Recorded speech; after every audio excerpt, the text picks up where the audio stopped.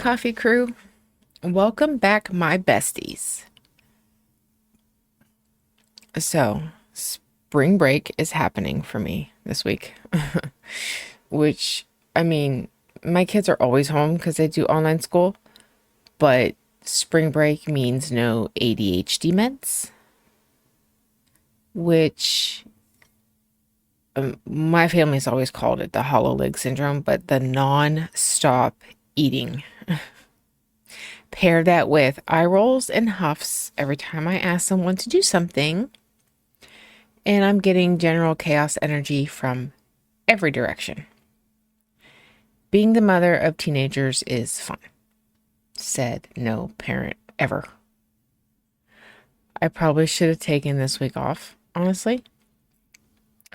But as I am a people pleaser in active recovery, sometimes I slip, and I did not give you the heads up. So here I am, coffee in hand, pajamas on, glasses on, and very, very grateful that this is an audio only show because none of you want to see this mess here. So today we're going to be talking about creative chaos, or you can also call it scattered brain. It's when you have like 17 tabs open at once. One of them is dinging and you don't know which one it is. Too many ideas, not enough bandwidth to process them, and 5 versions of yourself arguing about what to do next. And before anyone checks out thinking this is a crafter only thing, it is not. Scattered brain does not care if your chaos lives in yarn stashes, spreadsheets, or just a running list of things you meant to do last Tuesday and now you can't remember where you put your keys. If you've ever felt like your brain will not pick a lane and stay there, well, then you can enjoy this episode too. We're going to give that chaos a name today. We're going to sit with it instead of fighting it. And as always, there's no shame or judgment here. We name things, we laugh at them, and we just celebrate the fact that we are all in this together. All right, so let's start by naming what this actually looks like. Because it kind of like the weather has been around me lately. You know, one day it's 70 and you're in your shorts, and the next it's 30 and snowing, and you're trying to remember where you put your coat, which is usually in the trunk because, again, it was cold in the morning and hot in the afternoon. The weather has been very pickling, damn it. Creative chaos is kind of the same. First, there's the work in progress pile, the whip. This is the creator version of your solo sock pile. No matter how often you find a match, that pile never goes away and it always seems to grow overnight. Now, full disclosure, outside of the one shawl I cannot seem to finish, I do not struggle with this myself. The whip, not the socks. I have teenagers and I think sometimes, I don't know, maybe they eat them trying to fill up that hollow leg. But I generally cannot start something until the new project's done. I don't know if it's my OCD or just because when I work on projects, in my head, they develop a personality, which always sounds snarky, although they get it honestly. That said, I've heard from fellow crafters enough to know that this is a very real and very relatable problem for a lot of people. This pile seems to just keep growing. The project you started in 2022 is silently judging you from the corner. And then there's, starting the new project because the current one looked at you wrong. Like a cat, or again, a teenager. It was fine yesterday. It loved you and you were the coolest. Today it hates you and you're an embarrassment. So obviously, the only logical solution is to cast on something entirely new. Another fun, you have got to be kidding me, how is this my life? The idea spiral. One idea, which leads to a Pinterest rabbit hole, which leads to a quick stop at a supply store to buy supplies for something you really haven't even started yet. I think this is honestly kind of how yarn hoarding begins. You need 3 colors, you change your mind, and the next thing you know, you got racks and racks and racks of yarn in 100 different tints. And you're not entirely sure what you wanted to make in the first place. Combine that with a good sale, and congrats, you are now a member of the Yarn Hoarding Committee. Membership includes an ID and never having the exact tint you need when you do a project. Another joy is decision paralysis. What color? What size? What modification? And on until you've been staring at the pattern for 40 minutes and your coffee's gone cold, which, for most of us is a crime. And then there's the guilt loop. Not working on the thing, feeling bad about not working on the thing. That makes it harder to work on the thing. This is how it takes me 2 months to finish one crochet frog. And he sits on my desk in silent judgment because it's been months and he still doesn't have legs. Which, he does have legs now, so he's calmed his ass down. But at the time, he was very judgy for something made out of yarn. None of this is laziness. None of it's lack of discipline. This is how some brains are wired. It's practically a rite of passage to adulthood.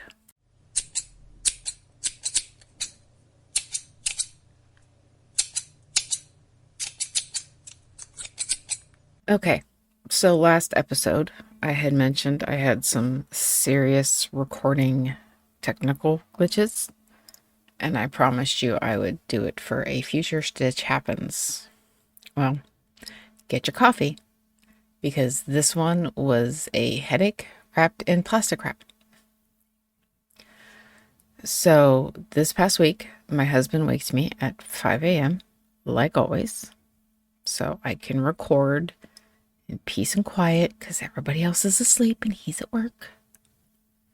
Well, as I get my first cup of coffee and sit down to my computer and I'm drinking my coffee and I'm getting my software up and running, and my recording software tells me it has an update.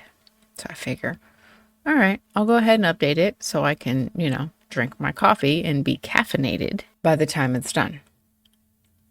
Well, I didn't know at the time was that, yes, it was updating. It was also erasing all of my settings. All of them. Gone. Which, again, I am completely unaware of. So I go to get started and things look a little different, but nothing like major. So I move on to recording. I record a show. I work out.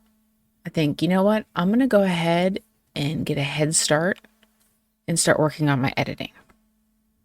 Kind of give myself a buffer for tomorrow in case something pops up. Yeah, boy, was I wrong.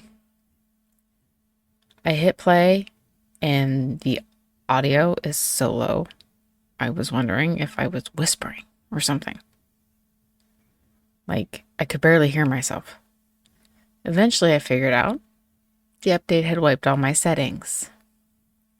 So now I have to go in, I have to try and remember what they are and change them back. And I decide that I'm still going to try and salvage this day. I'm just going to go ahead and record again. Except now it's in the afternoon and everyone's awake. Which I try to avoid because no one, pets and kids, seem to care that mom is trying to do something. So this means I have to start and stop about 15 times because somebody wants something, kids are screaming at each other, they're slamming cupboards, the dog's barking at the leaves blowing across the yard because, I don't know, he thinks they were going to attack us or something.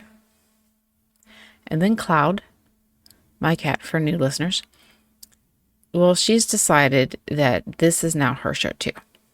So she jumps on the desk while I'm recording, walks directly in front of my microphone and just starts marking it, meowing at it. I was in a full host hostage takeover, apparently. It was almost like she was waiting for her moment, and it's finally happened. I keep stopping. I keep starting. I finally get through the whole thing, and I figure, I'll use my editing magic to smooth out the pet cameos. Not completely remove them, because I think you guys like them when they pop up, but to make sure they're not constant. I go to edit at least the intro to make sure it's okay. Nope. Too loud. Now I'm not whispering. I'm screaming. Which, in all fairness, I might have been, because it's kind of like when I'm crocheting and I'm counting my stitches and people are talking to me, I tend to just count louder. At this point, I will consider the day saved if I can just get the damn settings right. Which, to do that, I have to move my new co-host off my keyboard and mouse, which is always fun. Finally, after spending half an hour recording, listening, changing in a loop over and over until it's finally back in that sweet spot I need them at, I admitted defeat and told my husband to make sure he wakes me up again at 5 a.m. Because now, instead of being ahead, I was behind. And I had to record the whole damn thing a third time. 3 recording sessions, 1 episode, and absolutely 0 things going according to plan. This is the exact kind of chaos that your brain does not account for when it makes a plan. You set up a system, you think you're ready, and then software updates, the cat stages a coup, and the dog has opinions about the leaves. The chaos does not care about your timeline. It just shows up and tells you to deal with it, which we try to do with a cup of coffee and a bunch of laughs. Okay, so now we've talked about what it looks like. Now what? Well, first thing I want to mention is you cannot organize your way out of scatterbrain. I want to be perfectly honest about this, because I know the impulse. You figure out 17 different ways to track your to-do list, and I can confirm it does not work. The planner is not the problem, and a new planner is not the solution. The brain is just going to keep doing what it does and is not caring about your timetable or your cute sticky notes. What can help is giving yourself permission to have multiple projects or interests or to-dos at different stages. Let's call this the rotation method. I actually do this with both my podcasting and my crochet, with my audiobooks and true crime shows. Sometimes you just lose interest in them. So I jump back and forth between things. The only difference being the podcast kind of has a self-imposed deadline, which people pleaser me must stick to, apparently, and the crochet does not. So it makes it a little bit easier to manage. There's also a real distinction worth paying attention to between creative, oh look, there's a squirrel, ADD, and now would be a good day to organize my fridge, avoidance. One is your brain genuinely needing variety. This is getting boring. Let's do this instead. The other is your brain protecting you from something uncomfortable. They can kind of look identical from the outside. We've talked about burnout before. Sometimes the new idea jumping to the front is excitement, and sometimes it's a sign you might need a break from a current thing. Paying attention to which one it is matters. Just like we don't band-aid broken bones, you don't treat burnout with more projects. Real talk though, brain vomit can help. Get it all out of your head and onto paper. So the ideas kind of stop competing for your attention every 5 minutes. I do this a lot with my podcast. I can be in the middle of a movie and a topic idea comes to me. I actually have a running list of future episodes. That way I don't lose the idea, but it doesn't take over for the current week I'm working on. Maybe try keeping a project bucket list, a running place where ideas can go to live without causing active disruption to whatever you're currently working on. They're not lost, they're just waiting. Sometimes I think scattered brain is we're just afraid we're going to forget, so we focus on it. And sometimes the chaos doesn't need a cure. It's like all things in life, it just needs boundaries, and you have to teach it like you would a toddler. Constraints can sometimes help create a fuel. You just need something to pour it into. It's why we don't drink coffee straight from the pot, as much as some days call for it, like when you have recording chaos. Coffee needs the cup, or so my husband tells me. And as always, I'm a big fan of small wins matter. I feel like at this point I should probably get this tattooed on my forehead. Finish anything, even something tiny, breaks that guilt loop. It gives your brain the green flag that you're moving and you're not stuck. Moving always feels better than sitting in your funk.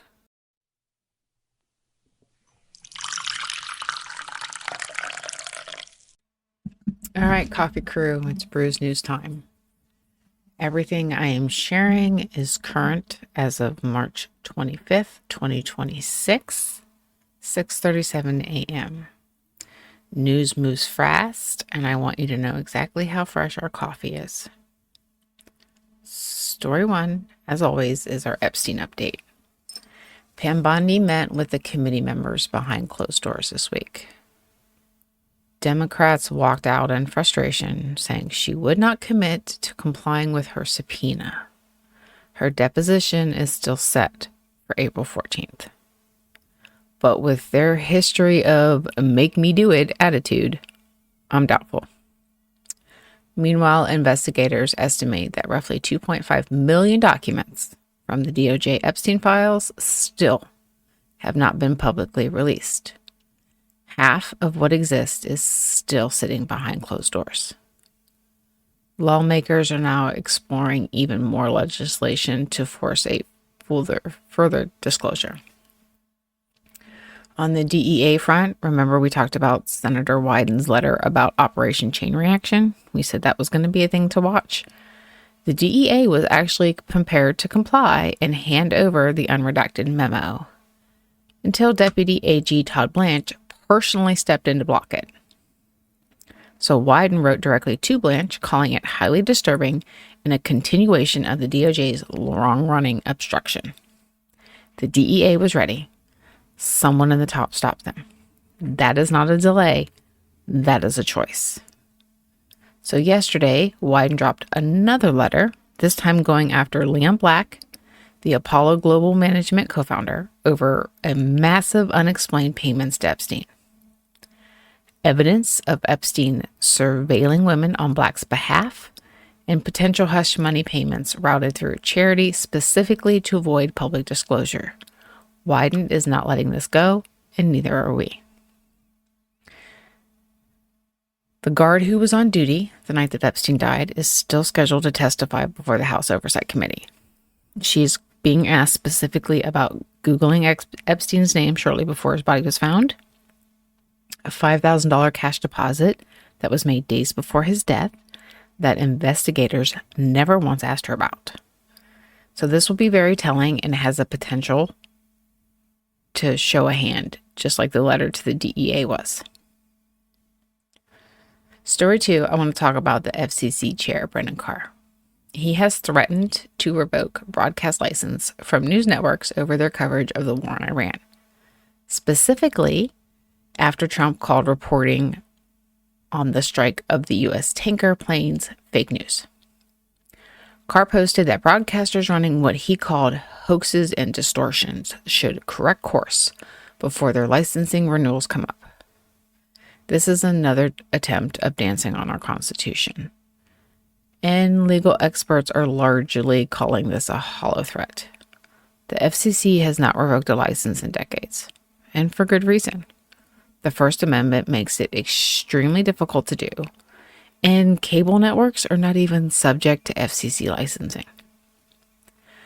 But as the pattern shows us, it's not the follow-through that matters. It's the headline and the loud threat on repeat.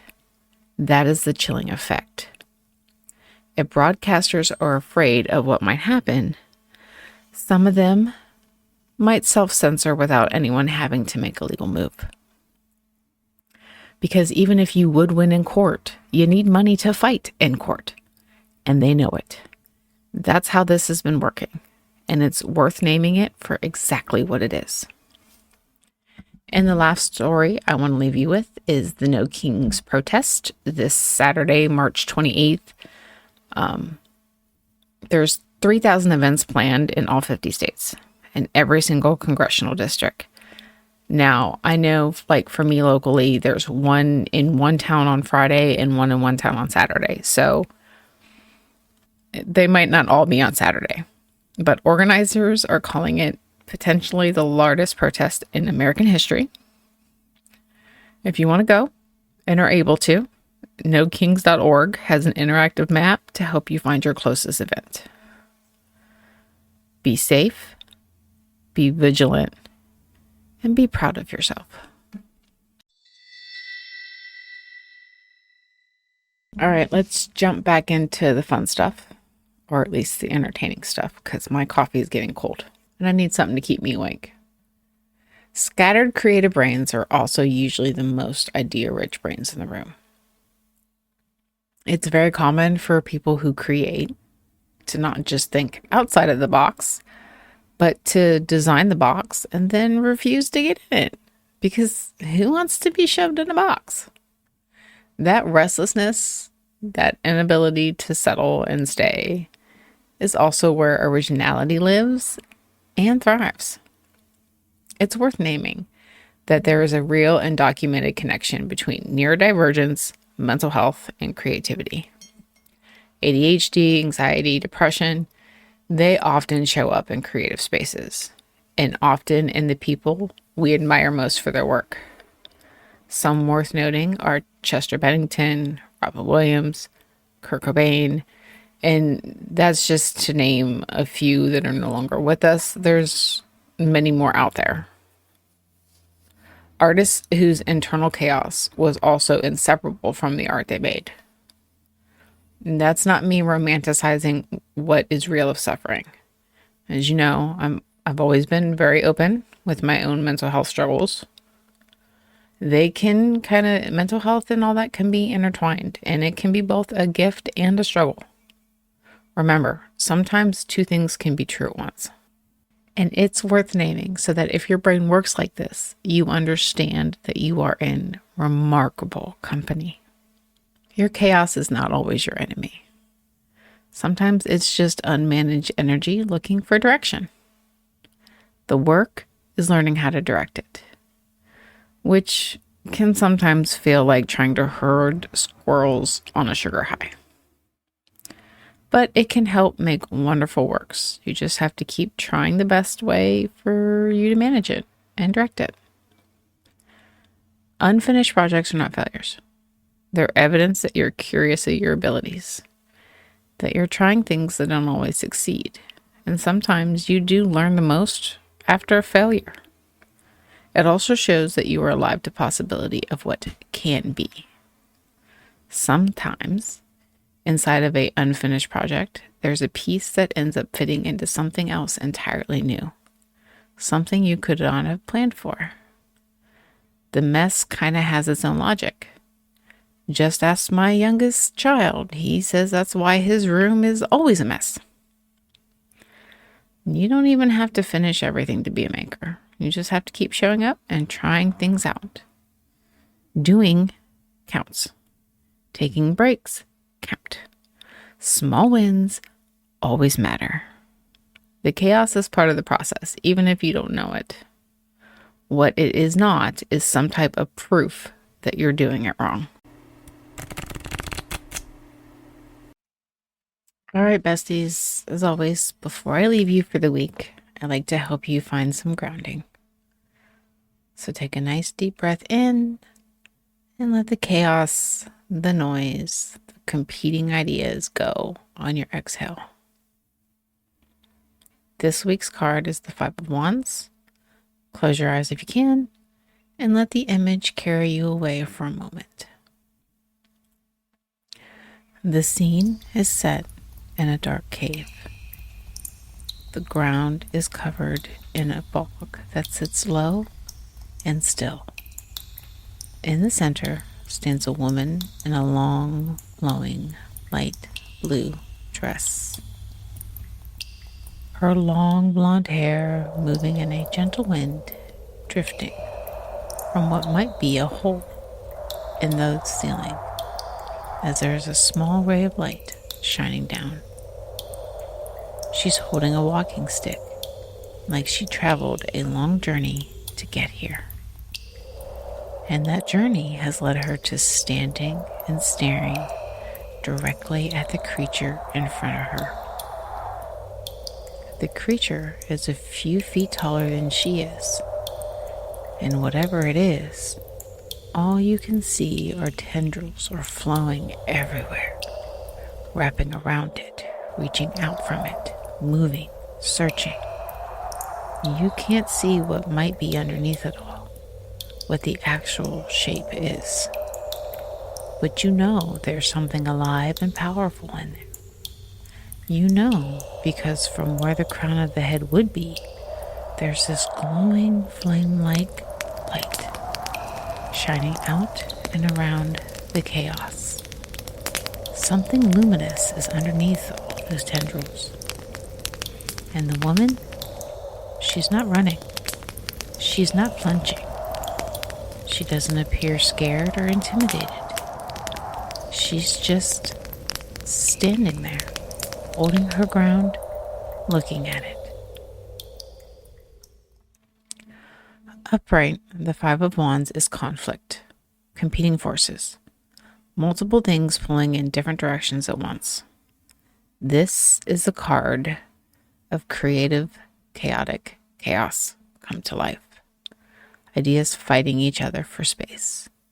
Energy that hasn't found its focus yet. The ideas wrapped around something amazing. The Five of Wands upright says, this tension is real, and it does not have to resolve all at once. Hold your ground.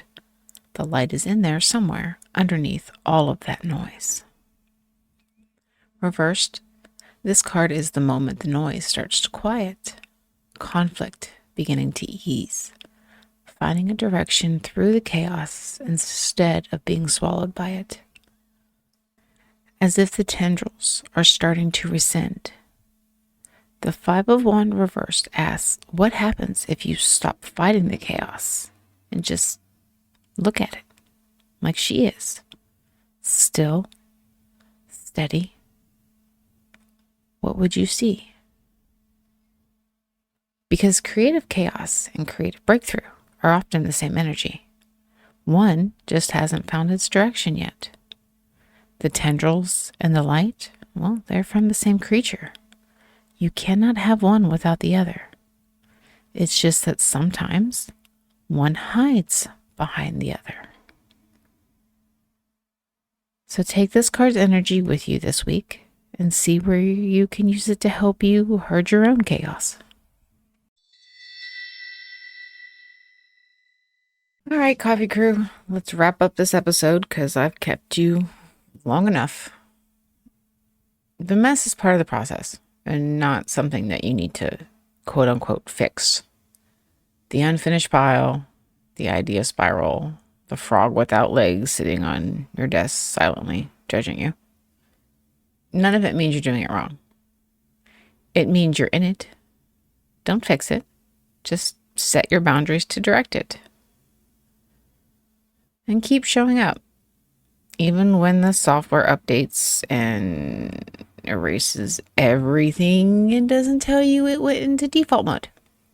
Or when the cat hijacks the mic. And especially when it takes 3 damn tries to get the freaking thing done. You showed up. That counts.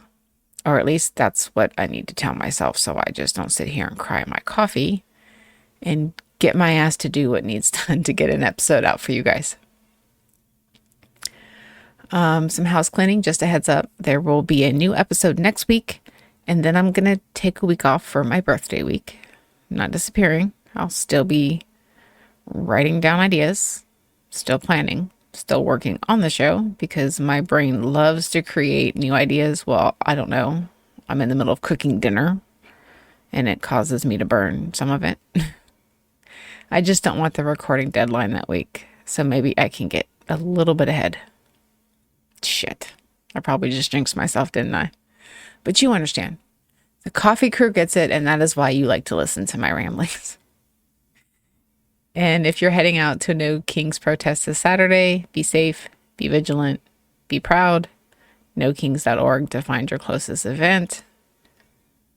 If you can, feed that algorithm monster by liking, commenting, subscribing, sharing, whatever good juju you can do for me.